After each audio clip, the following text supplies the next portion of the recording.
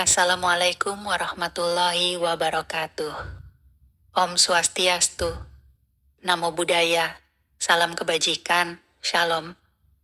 Halo semuanya, terima kasih sudah berkunjung ke channel Wayah Horor. Sebelum kita mulai cerita horor yang penuh misteri kali ini, saya punya permintaan kecil nih.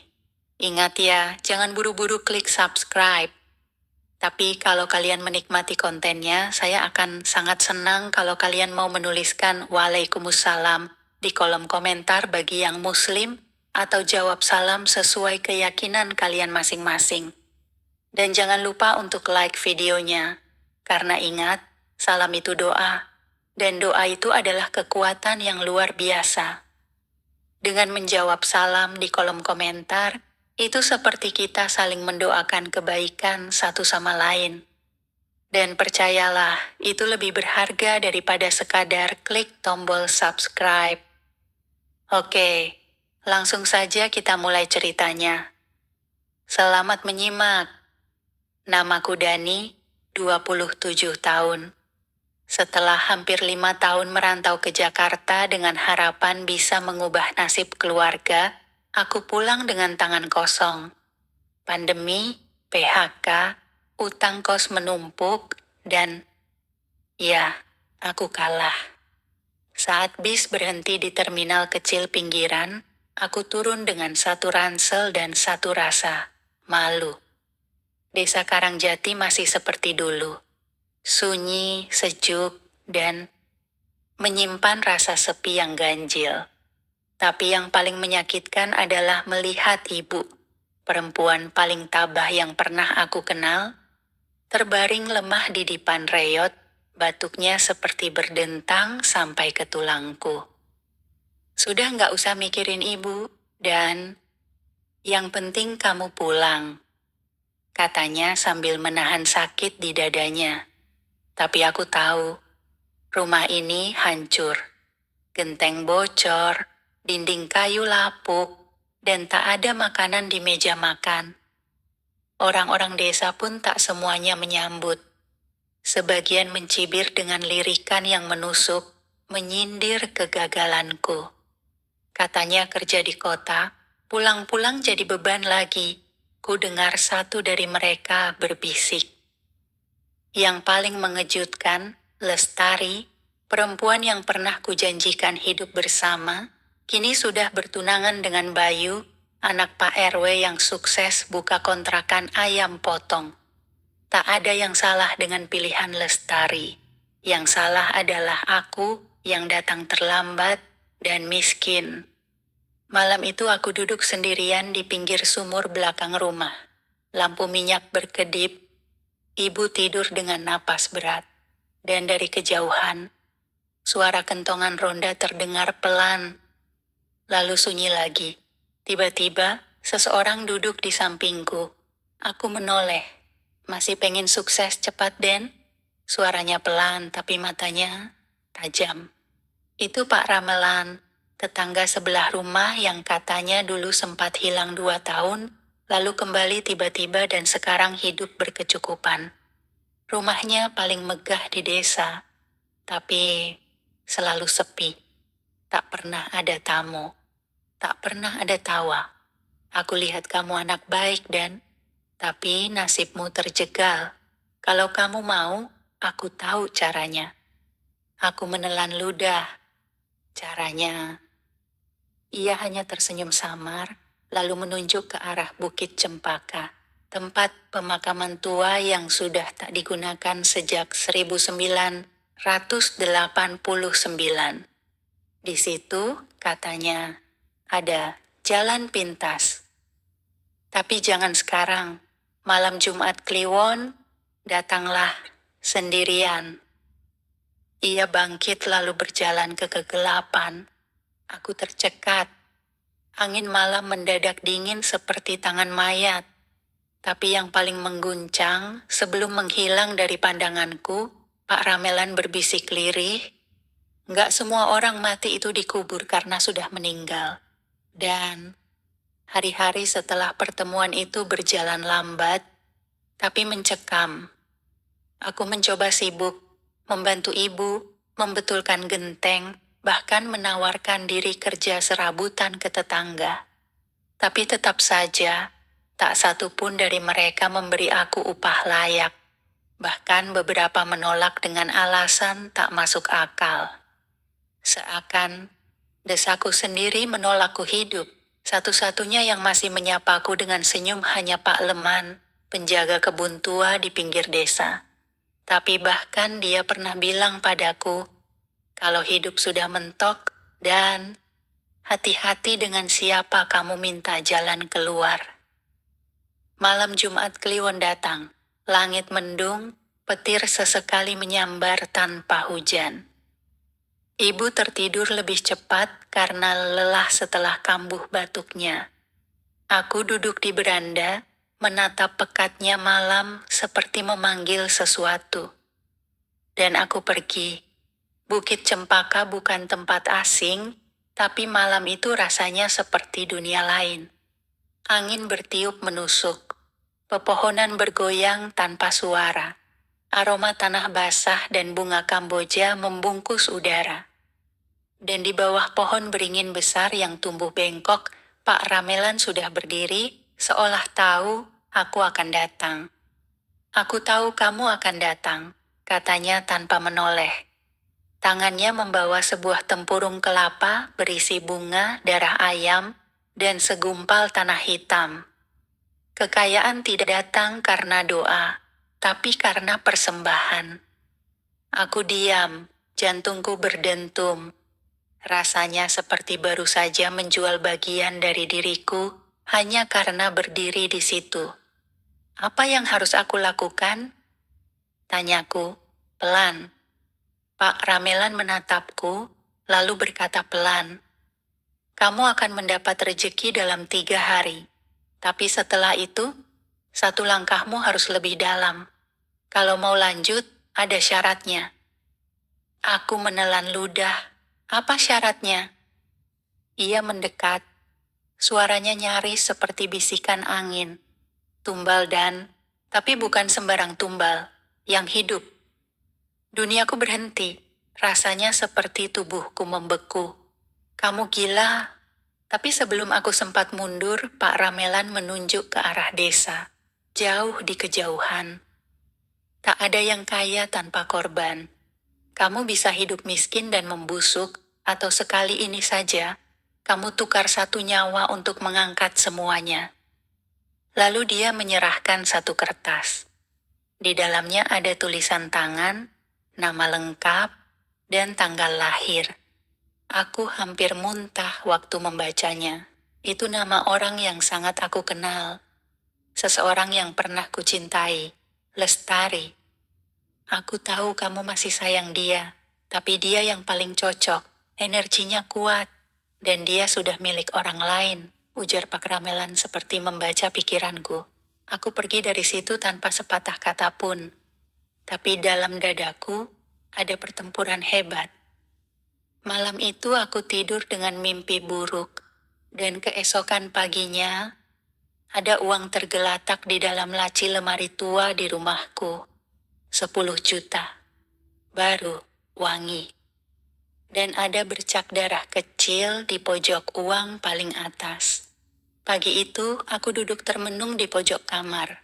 Di atas tikar lusuh, uang 10 juta rupiah terhampar. Wangi khas uang baru masih menusuk hidungku. Tapi entah kenapa, rasanya dingin seperti sedang memegang sesuatu yang diambil dari liang kubur. Ibu sempat terkejut. Dari mana ini semua, Den? Aku gugup. Dari kerjaan orang. Ada yang minta tolong, nyuruh jagain rumah. Ibu tersenyum bangga, lalu menangis. Tapi aku tahu air matanya bukan karena bahagia, lebih karena kelegaan. Hari itu juga aku belikan obat, beras, minyak, dan makanan yang sudah lama tidak kami sentuh. Rasanya nikmat, rasanya seperti menang. Tapi malamnya, nikmat itu berubah jadi mimpi buruk. Aku terbangun tengah malam dengan tubuh dingin kuyup oleh keringat. Dari luar rumah terdengar suara lirih menangis. Aku kira itu suara ibu, tapi saat kulihat ke kamarnya, ia masih tertidur pulas. Tangisan itu terdengar lagi. Kali ini jelas. Dani, suaranya lemah, rapuh, tapi aku tahu suara itu. Itu suara Lestari. Aku melangkah ke jendela perlahan. Di kejauhan, dari arah kebun bambu, aku melihat sosok perempuan berdiri membelakangiku, rambutnya panjang menjuntai, dan tubuhnya menggigil pelan. Lestari? Panggilku spontan. Sosok itu langsung menoleh cepat, tapi wajahnya tidak ada. Hanya kulit pucat rata, tanpa mata, tanpa hidung, tanpa mulut. Aku menjerit, lalu semuanya gelap. Keesokan harinya aku datangi rumah Pak Ramelan. Tapi yang menyambutku adalah kucing hitam dengan mata kuning yang duduk tepat di ambang pintu. Rumah itu tertutup rapat, seolah tak berpenghuni. Padahal aku yakin dia tinggal di situ. Aku pulang dengan kepala penuh pertanyaan. Tapi saat membuka pintu rumah, aku terpaku. Di bawah meja makan, tanah kayu lantai rumahku tergores aneh, membentuk nama. Lestari. Aku mundur, ketakutan. Lalu malam harinya, mimpi itu datang lagi. Aku berada di tengah hutan gelap. Di depanku, sebuah lubang besar menganga, dan dari dalamnya, Lestari merangkak keluar dengan kuku-kuku berdarah dan mata kosong. Aku belum mati, Dani. Tolong, jangan kubur aku hidup-hidup. Tangannya terulur, lalu menggenggam kakiku. Aku terbangun sambil berteriak, dan aku tahu ini bukan mimpi biasa, ini peringatan. Tapi yang lebih gila lagi besok paginya, ada uang 20 juta di bawah bantal ibuku. Dan dari jauh, aku melihat Bayu, tunangan Lestari, mulai batuk-batuk berdarah di pinggir jalan. 3 hari telah lewat sejak uang pertama itu muncul. Sekarang di dalam laci tua peninggalan almarhum bapak, sudah ada lebih dari 30 juta. Semua dalam kondisi baru, namun sebagian di antaranya mulai menguning dan sebagian lainnya bau anyir, seperti bercampur darah basi. Setiap malam, suara itu kembali. Tangisan, rintihan, suara tanah digaruk. Dan malam ini, aku mendengar dengan jelas. Aku masih hidup, Dani. Kenapa kamu tega? Suaranya menggema dari dalam lemari. Tapi saat kubuka, hanya pakaian tua dan kitab Yasin usang yang tergantung. Aku tak kuat. Aku kembali ke Bukit Cempaka, tengah malam, sendirian. Di bawah cahaya bulan yang tertutup kabut, Pak Ramelan sudah menunggu. Aku gak bisa terusin ini, kataku. Napasku berat. Mimpi-mimpinya makin nyata. Aku dengar suara dia tiap malam. Pak Ramelan menoleh perlahan, lalu bicara pelan, tanpa emosi. Kamu sudah terima rezekinya. Jalan ini bukan buat dibatalkan. Ini bukan kontrak utang. Ini kontrak nyawa. Aku balikin semua uangnya, teriakku. Ia tersenyum. Kamu pikir ini soal uang? Ini tentang keinginan terdalam manusia. Kekuasaan, gengsi, harga diri. Kamu ingin diakui, Dani. Itu gak gratis. Aku menunduk.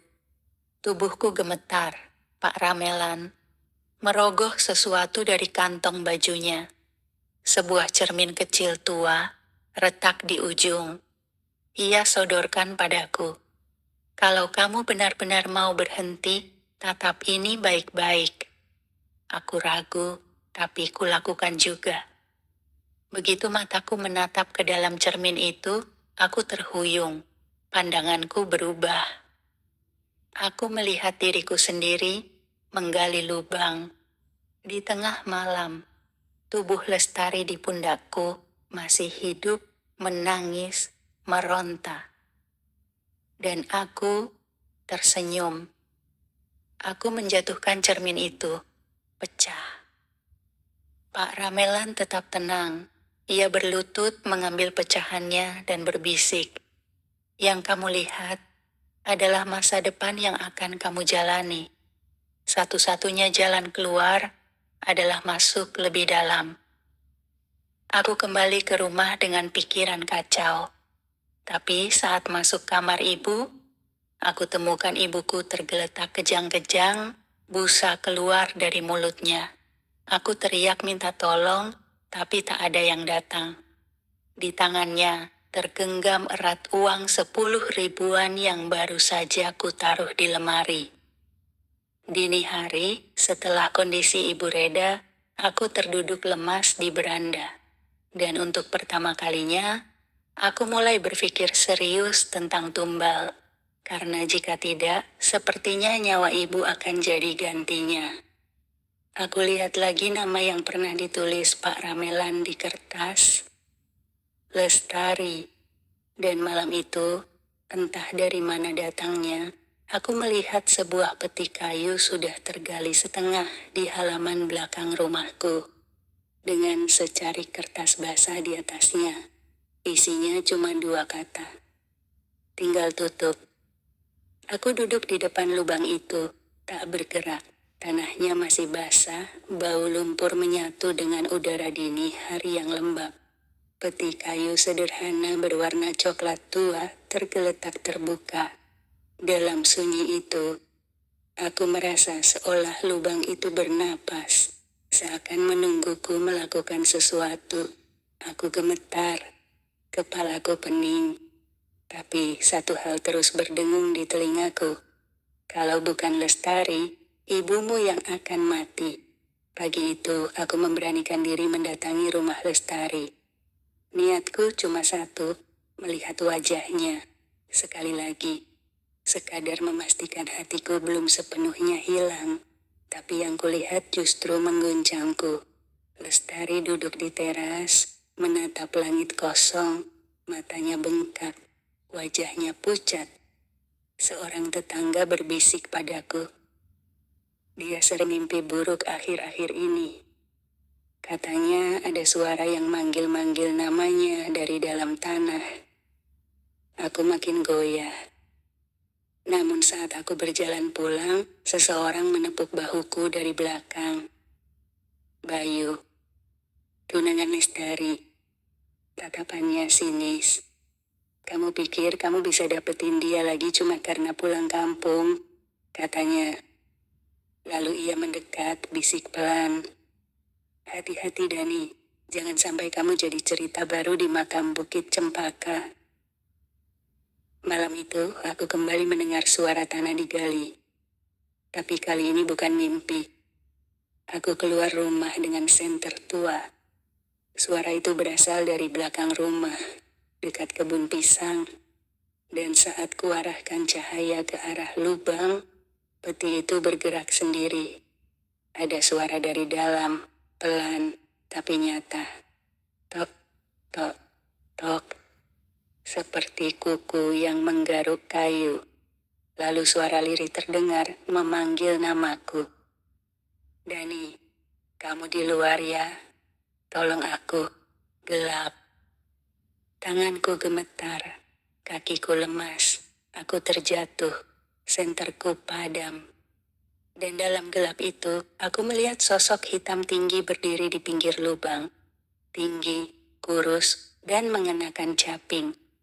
Mukanya tak terlihat, hanya mata merah menyala seperti bara. Dia tidak bicara, hanya menunjuk peti. Aku menjerit sekuat tenaga. Keesokan paginya, aku mengurung diri, tak bicara pada siapapun. Tapi satu hal pasti, peti itu hilang. Lubang pun tertutup sempurna seperti tak pernah ada yang menggali. Namun yang lebih gila lagi, Bayu ditemukan mati di kamar mandi rumahnya. Kepalanya terbenam dalam ember air, lidahnya menjulur panjang. Polisi bilang dia terpeleset, tapi warga bilang malam sebelumnya mereka dengar suara tangisan dari halaman rumahnya. tangisan seorang perempuan, dan di kamar Bayu tertulis dengan kapur putih di dinding belakang. 1 diganti 1, tapi tumbal belum lunas. Malam itu, ibu kembali kejang. Aku tahu waktu hampir habis. Dan suara itu datang lagi. Tolong aku, Dani. Aku masih hidup. Hujan turun sejak sore. Deras mengguyur atap rumah yang sudah tua, hingga bunyinya terdengar seperti gemuruh perang di langit. Di dalam rumah, ibu kembali terbaring. Nafasnya berat, matanya memejam rapat, tapi tubuhnya menggigil hebat meski sudah kuselimuti 2 lapis kain tebal. Aku duduk di sampingnya. Tanganku menggenggam tangannya yang dingin, tapi pikiranku tak berada di sini. Pikiranku ada di sebuah nama, Lestari, dan di sebuah suara, aku masih hidup, Dani. Malam mulai larut. Di luar, kabut turun menyelimuti halaman. Aku menatap langit-langit rumah sambil menahan tangis. Lalu suara langkah kaki pelan terdengar di depan rumah. Kukira ronda, tapi tak ada suara kentongan, tak ada salam. Hanya diam. Ku ketuk jendela. Perlahan ku buka tirai kain. Di luar sana, di tengah kabut, Lestari berdiri. Tapi bukan Lestari seperti yang biasa kulihat. Wajahnya pucat. Rambutnya basah kuyup menempel di pipi. Bibirnya pecah-pecah. Dan matanya menatap lurus ke arahku, datar, tak berkedip. Ia hanya bicara 1 kalimat. Aku mau pulang, Dani. Lalu ia menghilang ke dalam kabut, seolah tak pernah ada. Aku terduduk. Napasku memburu. Tapi bagian terdalam hatiku tahu satu hal. Arwah Lestari belum sepenuhnya mati. Karena raganya belum benar-benar dikubur. Keesokan harinya, Pak Ramelan datang tanpa aba-aba. Duduk di teras rumahku, menyeduh kopi seenaknya. Aku sudah bilang, 1 nyawa untuk 1 kemewahan, katanya. Aku diam, tak menatapnya, tapi ia tahu aku mulai goyah. Bayu adalah pelengkap, bukan tumbal utama. Tubuh Lestari masih bernapas waktu dia dikubur. Dan karena itu, dia jadi perantara dunia.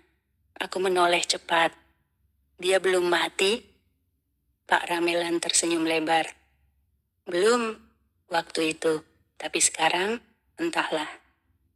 Aku marah, tapi tubuhku lemah. Dan di saat itu juga suara dari dalam rumah mengguncang. Dani, tolong. Suara ibu. Aku lari ke dalam. Ibu terbangun, menatapku dengan mata merah. Tapi suara yang keluar dari mulutnya bukan suara ibu.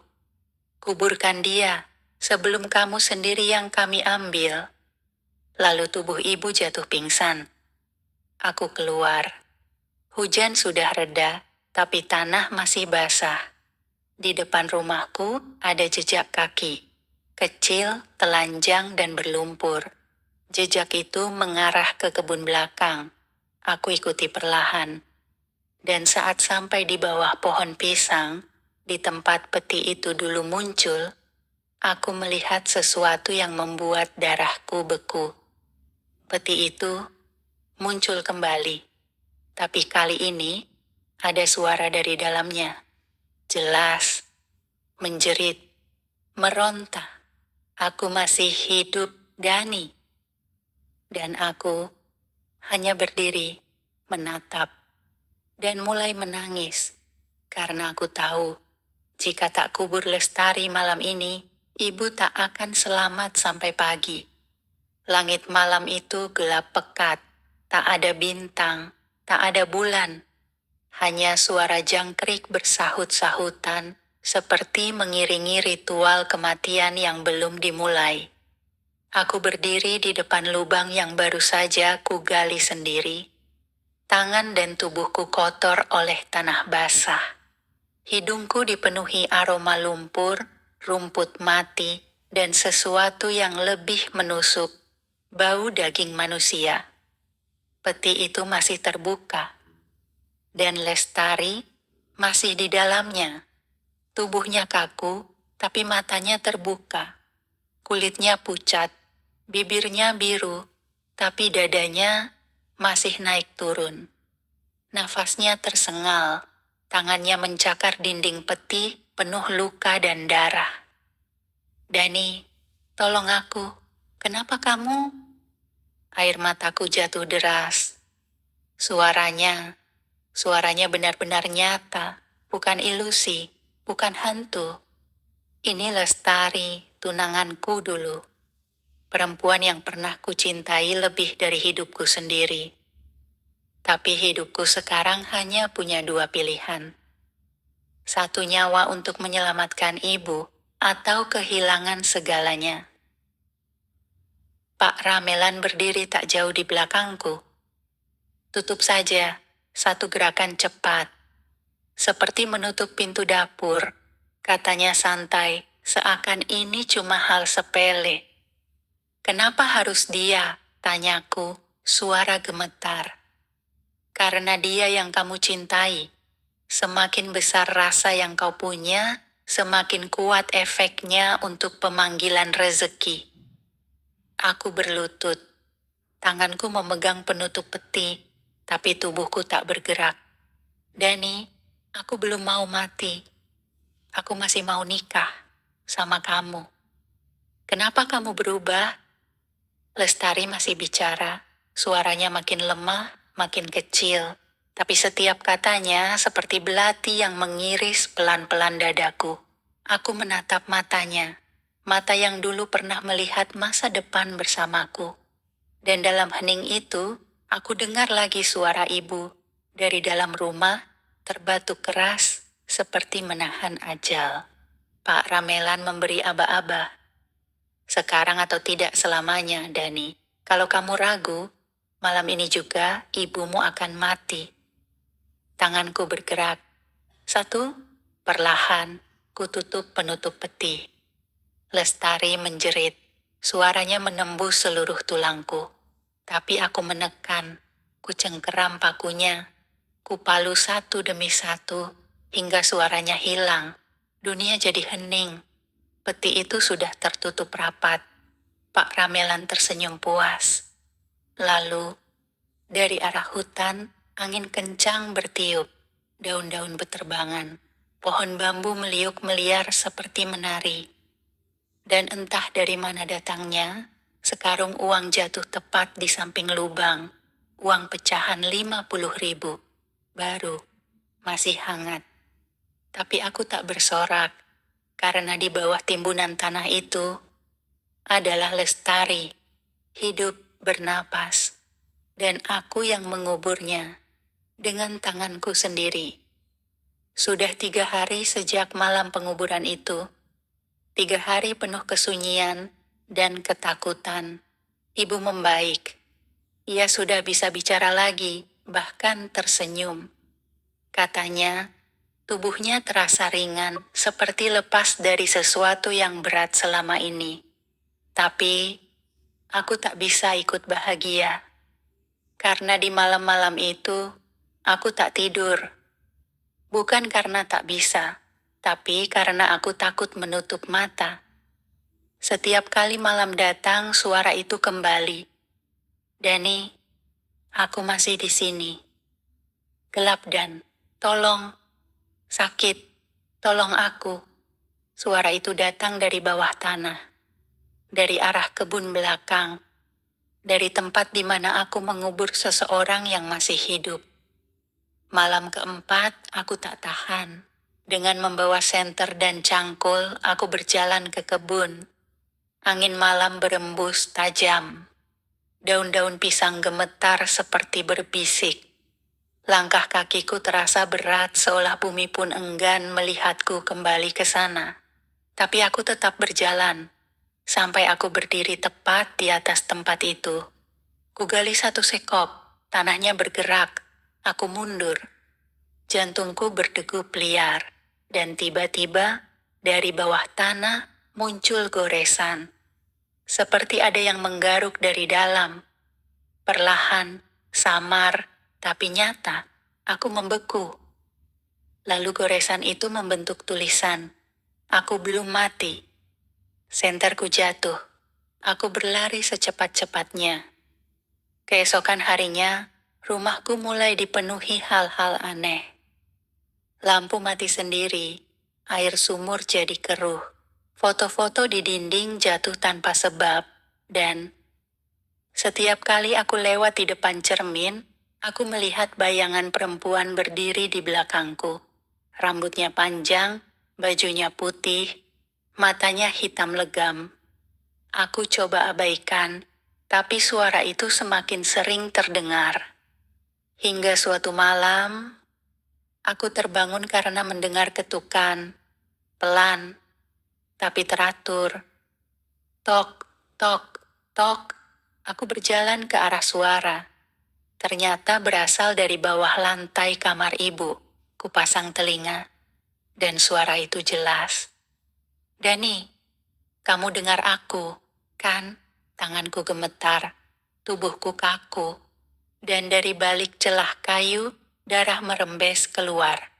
Aku pergi ke rumah Pak Ramelan, berharap dia bisa menjelaskan semua ini. Tapi sesampainya di sana, rumah itu sudah hancur terbakar.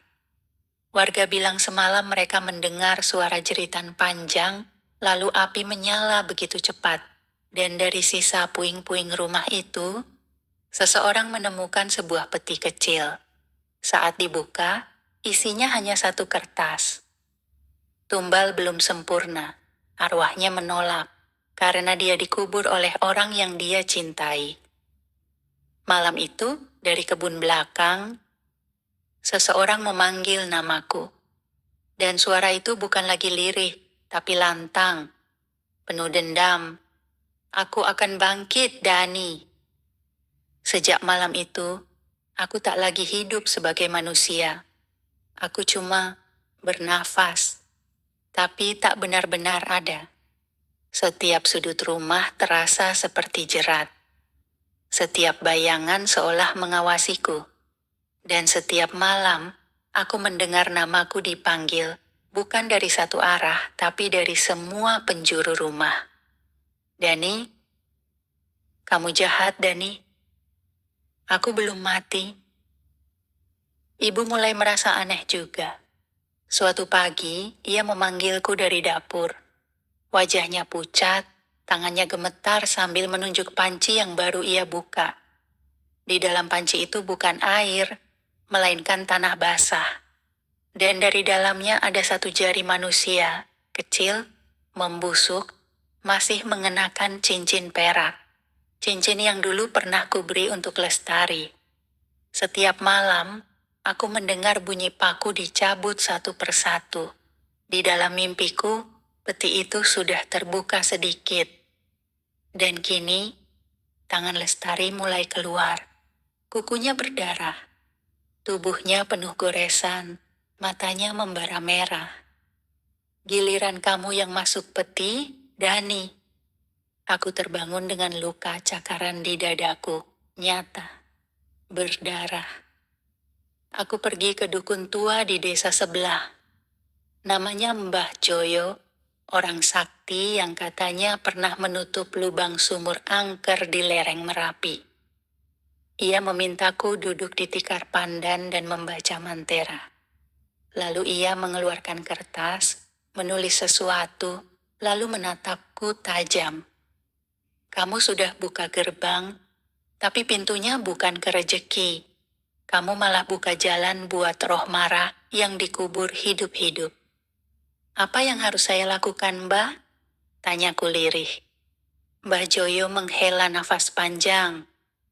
"Arwah yang ditumbalkan hidup-hidup tak akan pernah tidur, kecuali ada pengganti. Dia nggak butuh permintaan maaf, dia butuh balasan."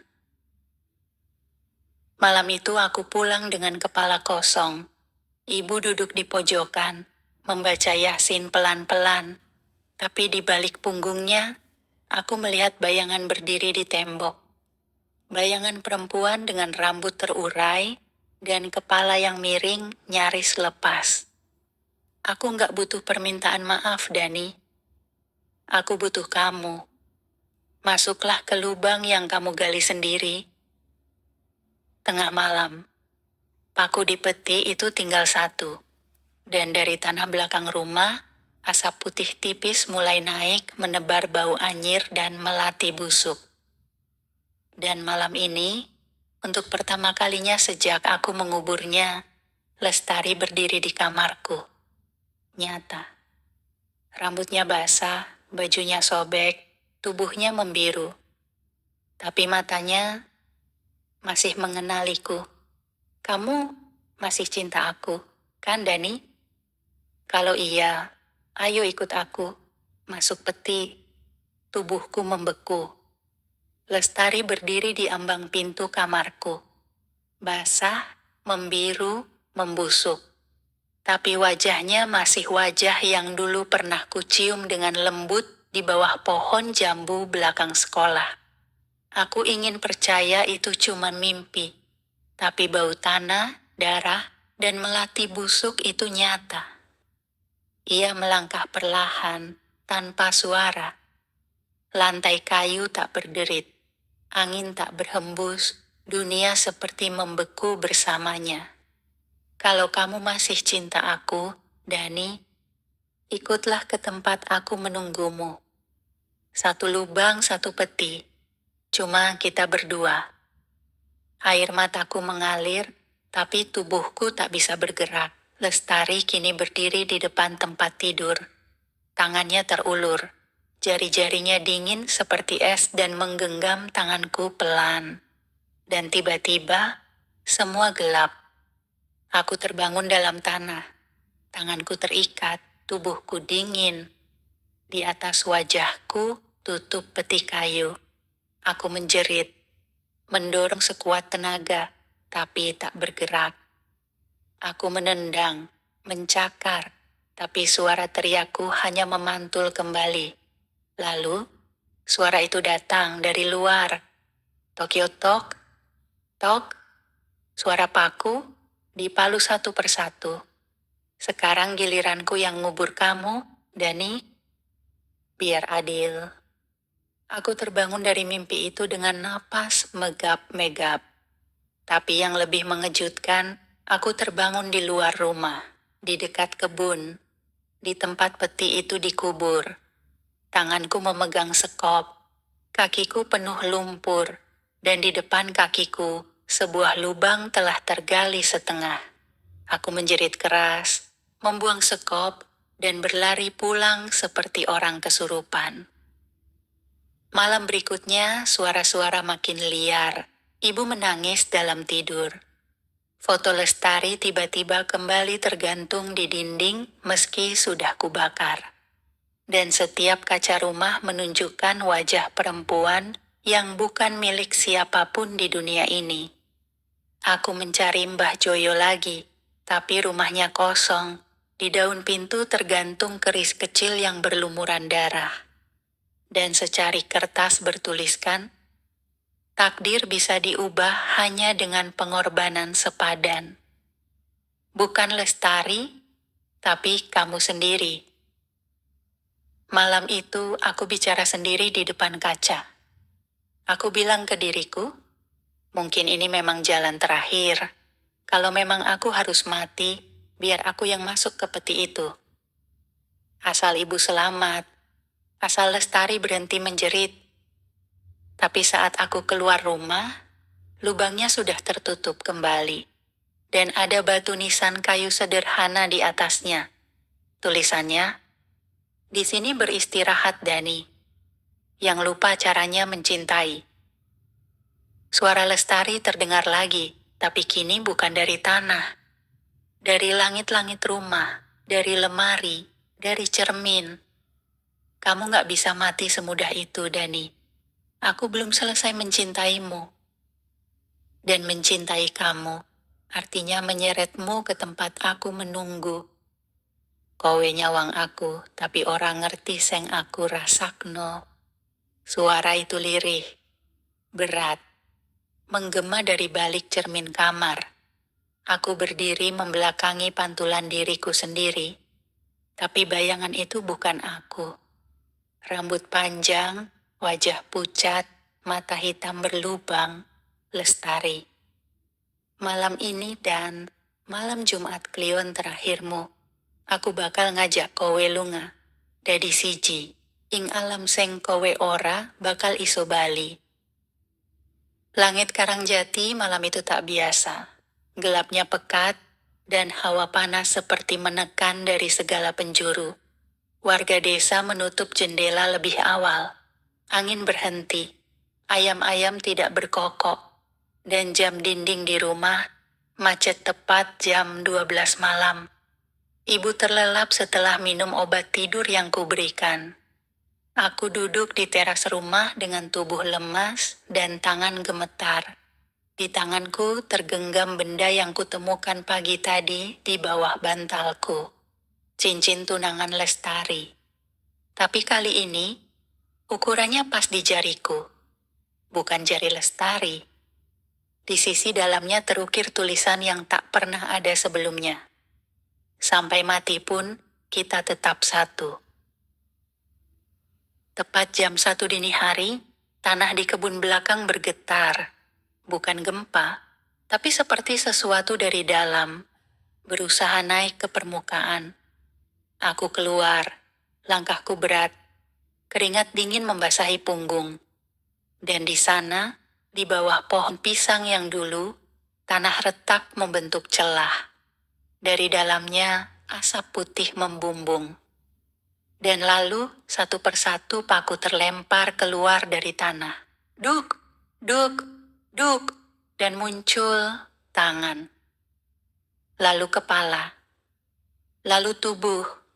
Lestari. Bangkit sepenuhnya. Tapi tubuhnya bukan seperti manusia lagi. Wajahnya setengah hancur, kulit mengelupas, dan matanya kosong. Tapi ia tersenyum. Kowe wis siap toh? Ayo melu aku. Wayahe wis tekan. Kamu sudah siap kan? Ayo ikut aku. Waktunya sudah tiba. Tiba-tiba tubuhku terseret. Kakiku berat seolah tanah menahanku. Aku menjerit tapi suaraku tenggelam oleh suara angin dan daun-daun yang beterbangan. Kowe sing milih, kowe sing ngubur aku, saiki gantian. Kamu yang memilih, kamu yang menguburku, sekarang giliranmu. Tangannya menyentuh dadaku dan dunia tiba-tiba menjadi gelap. Aku terbangun di dalam peti. Kali ini benar-benar nyata. Peti itu tertutup. Tak ada cahaya, tak ada celah. Dan dari luar, aku dengar suara tawa Lestari. Selamat tinggal, Dani. Aku bakal hidup pakai tubuhmu sekarang. Dan kamu bakal tinggal di sini sampai mayatmu membusuk. Seperti aku dulu. Sementara di luar, ibu membuka matanya perlahan. Ia melihat Dani berdiri di pintu, tersenyum. Tapi matanya bukan mata Dani. Ibu menatapku atau sosok yang ia pikir adalah aku dengan mata penuh haru. Dani, bisiknya. Sosok itu mendekat memeluknya perlahan. Tapi pelukannya dingin, kaku, dan matanya menatap kosong keluar jendela. Itu bukan aku, itu Lestari. Dalam tubuhku. Di dalam peti aku, Dani yang sebenarnya masih terjebak. Gelap, pengap, tak bisa bergerak. Hanya bisa mendengar suara-suara dari luar, samar, seperti gema dari dunia yang perlahan menjauh. Setiap detik di dalam sini terasa seperti seumur hidup. Tapi aku belum mati. Dan karena itulah arwahku tak bisa tenang. Sementara di luar, Lestari, dalam tubuhku, hidup seperti biasa. Ia menyapa warga, membantu ibu belanja, bahkan datang melayat ke rumah duka tetangga. Tapi satu demi satu orang mulai curiga. Mbak Retno, tetangga depan rumah, berkata, "Dani kok berubah ya matanya? Kosong." Terus dia bilang ke anak saya, "Kamu cantik, kayak mayat yang baru dimandiin." Lalu Pak Harto, tukang ronda, bilang, "Kemarin dia duduk di pinggir kuburan jam 3 pagi, ketawa sendiri. Tangannya pegang bunga Kamboja, dan teror pun dimulai kembali. Anak kecil tiba-tiba demam tinggi setelah melihat Kak Dani di dekat kamar mandi malam-malam. Anjing peliharaan Pak Lurah mati mendadak, mulutnya berbusa. Di sampingnya ada cincin lestari. Di musala desa ada suara perempuan menangis saat azan subuh, tapi tak ada satupun jemaah perempuan malam itu. Ibu pun mulai curiga. Suatu malam, ia menatap sosokku yang duduk di ruang tamu. Dan, "Kamu masih Dani, kan?" Sosok itu hanya tersenyum. Ibu tahu nggak, di dunia orang mati, nggak ada yang setulus cinta seorang ibu. Tangannya menggenggam tangan ibu, tapi terlalu erat, terlalu dingin. Ibu menangis, lalu memeluk Al-Quran di dada, dan mulai membaca ayat kursi keras-keras. Sosok itu menjerit, wajahnya berubah, matanya menghitam, bibirnya terbelah, dan untuk pertama kalinya, wajah Lestari muncul di tubuhku.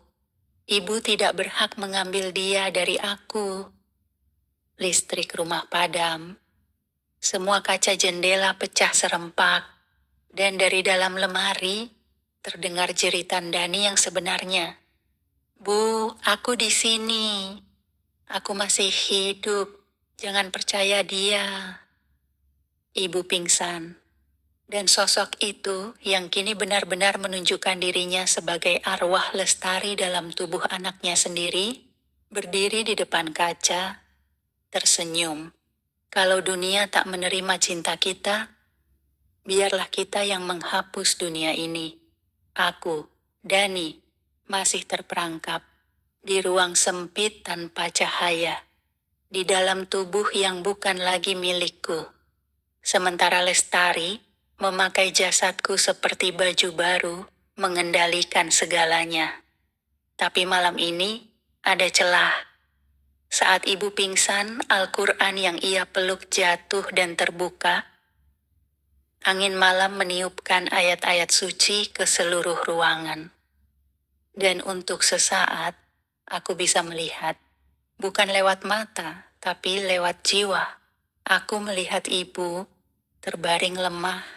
Aku melihat diriku berdiri di depan kaca, tapi di balik refleksinya ada sosok Lestari yang mengintip balik dengan mata menghitam. "Tubuhmu, rumah baru buatku, Dani.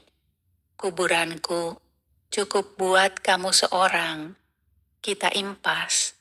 Tapi aku tidak tinggal diam. Aku mulai melawan dari dalam, menekan kesadaranku ke balik nadi, paru-paru, otot, suara. Dan saat malam makin larut, aku berhasil menggerakkan satu jemari. Jari tangan, pelan, gemetar. Ini tubuhku, Les. Kamu mungkin mati karena aku, tapi bukan berarti aku ikut mati untuk menebusnya. Sementara itu, di luar, suasana desa mencekam. Warga mulai merasa ada yang tak beres. Pak RT menemukan sebuah boneka jerami tergantung di pohon Kamboja dekat masjid. Di matanya tertancap 2 jarum. Dan di perutnya tertulis, "Dani Lestari sampai mati." Ibu terbangun, lemah, tapi ia tahu satu hal. Itu bukan anaknya. Ia ambil air wudhu, lalu menulis ayat Yasin di selembar kertas dan menyelipkannya ke dalam bantal Dani. Sosok Lestari langsung meraung, "Berhenti, Bu. Itu bukan milikmu." Tubuhnya menggeliat, wajahnya berubah menjadi hancur separuh, dan tangannya menghitam membusuk. Dan di saat itulah aku, Dani, berhasil mengambil alih setengah kesadaranku. Tubuhku bergetar hebat. Satu sisi wajahku masih lestari. Sisi lainnya kembali jadi aku. Lestari. Kalau kamu cinta aku, lepaskan aku. Air mata jatuh dari sisi mataku yang sudah kembali.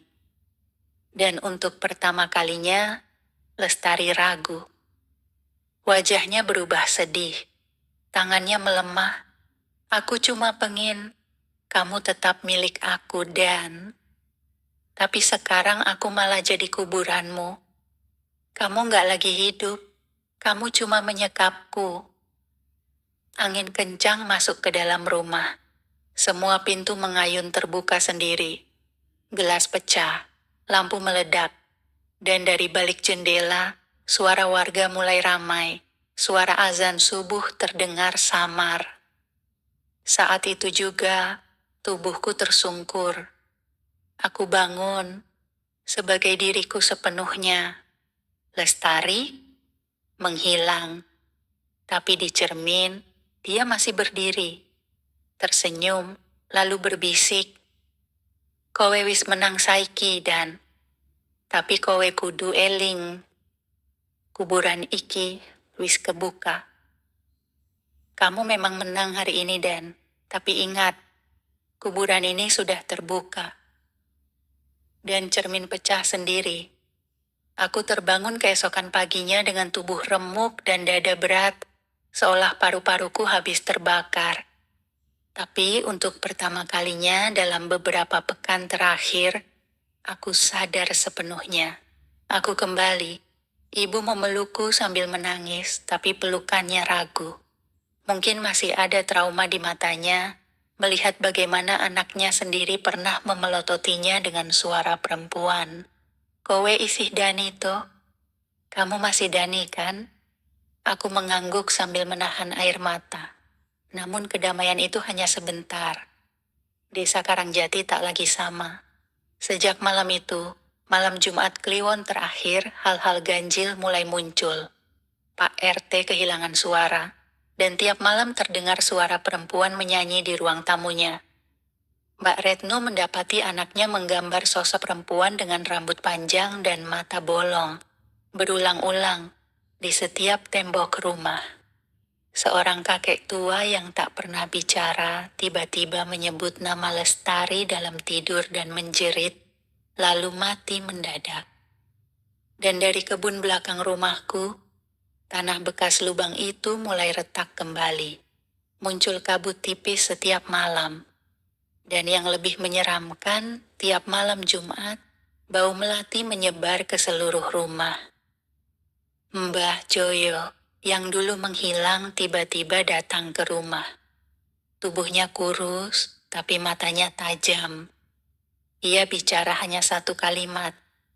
Kuburan yang dibuka paksa nggak bisa ditutup dengan maaf. Harus ada pengganti. Harus ada penjaga. Aku tahu maksudnya. Aku, sebagai orang yang membuka jalan pesugihan, aku bukan hanya pelaku, aku sekarang penanggung.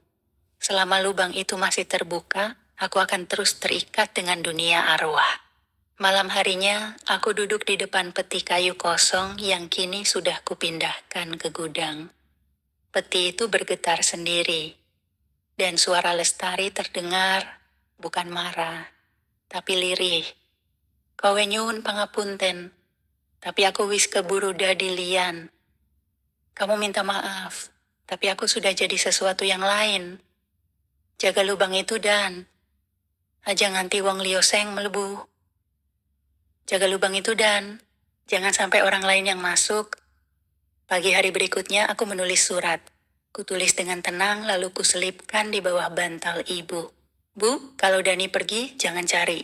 Kalau tanah di belakang rumah tiba-tiba tumbuh subur, jangan gali. Dan kalau ada yang ketok-ketok pintu jam 3 pagi, jangan buka. Aku bukan lagi anakmu. Aku penjaga kuburan yang kubuka sendiri. Aku menuju bukit. dengan membawa bunga, keris, dan tali merah dari Mbah Joyo. Dan saat matahari mulai tenggelam, aku berdiri di tepi lubang bekas penguburan Lestari, sendirian. Lalu perlahan, aku turun ke dalamnya dan mengubur diriku sendiri. Desa Karangjati kembali sunyi. Tak ada lagi suara tangis.